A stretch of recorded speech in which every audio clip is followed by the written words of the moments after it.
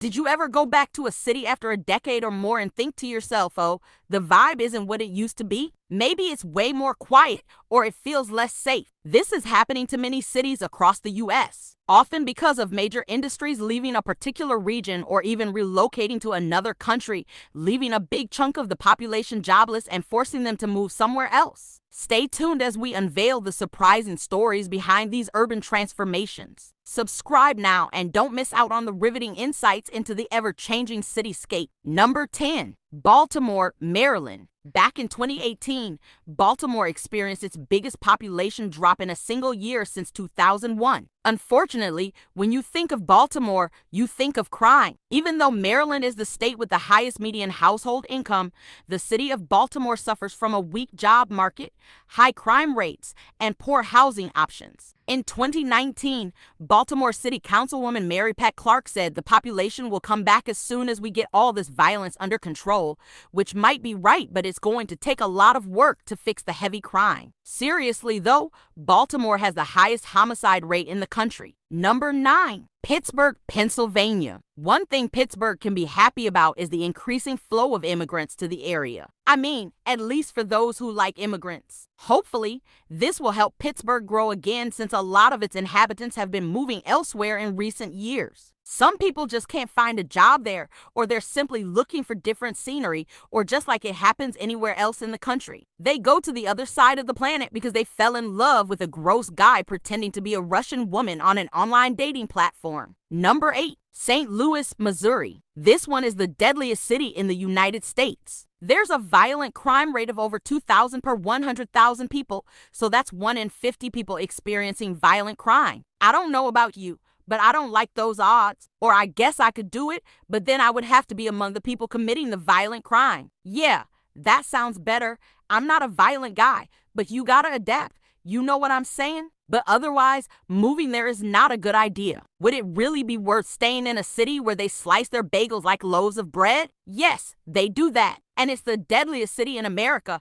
I'm not sure what the connection is here, but I'm convinced there is one. Like, maybe slicing your bagels like that is closely linked to psychopathic personality traits. Just bringing up a theory I have. Number 7. Cleveland, Ohio. This city's decline is largely due to large companies leaving the city, like John D. Rockefeller's Standard Oil Company, which used to provide thousands of jobs to Clevelanders and was apparently broken up because of a lawsuit by the U.S. government. That happened in 1911, though, but it's something that has kept happening since and is one of the best examples to explain dying cities. Some cities are highly dependent on their local industries, and if a big company disappears or moves somewhere else, people will leave to find work somewhere else. To give you an idea of just how bad this city is doing, take a look at these numbers. In the last 50 years, the population has declined by nearly 60%. Number 6. Anchorage, Alaska. No offense to old people here, but the senior population of Anchorage is growing at triple the rate of the national average, and that's never a good thing. I'm not saying there should be less old people, okay? It's just that a rapidly aging population means fewer working-age people, which leads to a series of negative consequences for the economy. This isn't an economics channel, but hopefully you get the gist of it. The population of this Alaskan city has been declining big time since the 1980s, and part of the reason people keep leaving is because of the constant crime. In other words, all the younger folks are letting their parents and grandparents fend for themselves. Number 5. Baton Rouge, Louisiana. Americans in general struggle with obesity, but it's worse in certain places, including Baton Rouge. Baton Rouge is among the top cities in America with the worst diets, with 1/3 of the population being obese and around 40% reporting that they don't eat healthily. And that's just the people who reported not eating well. Most people don't even know they're eating crap. That being said, does that have anything to do with the declining population? Well, we can assume it adds to why people aren't satisfied with their lives there,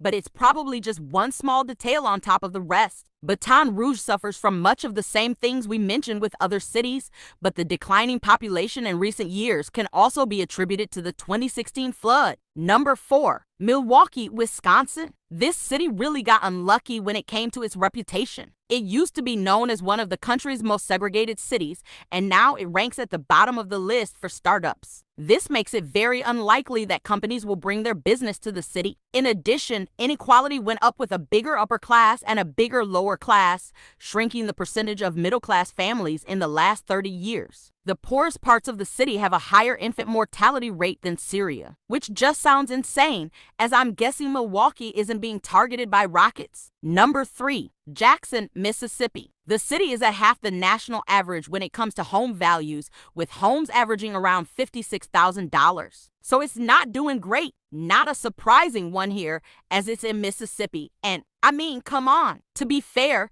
they did receive a $1 million grant in 2019 to redo their transportation system. So let's cross fingers. But if the city sucks in the first place, you wouldn't want to get around anyway. So I'm not sure I see the point. Number 2. Buffalo, New York. New York State seems to be doing okay, but not freaking Buffalo. Since 2010, Buffalo has lost about 5% of its population, but the decline of the city can be traced back at least to 1983 with the loss of the Bethlehem steel plant, which left over 10,000 people unemployed. And I guess that made residents realize that, well, they could move to literally any other city, so why would they stay in Buffalo of all places?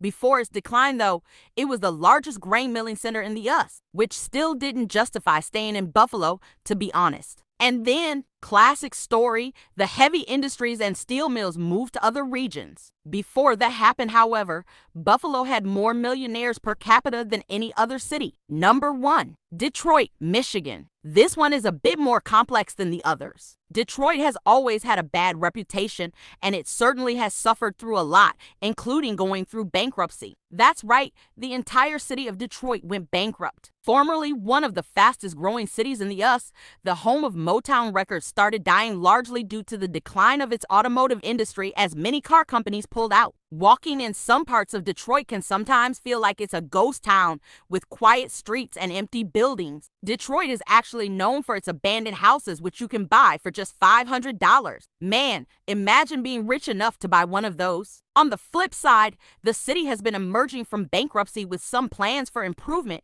and is now one of the top cities for millennial job seekers. While the population is still shrinking, residents are confident that everything will turn around.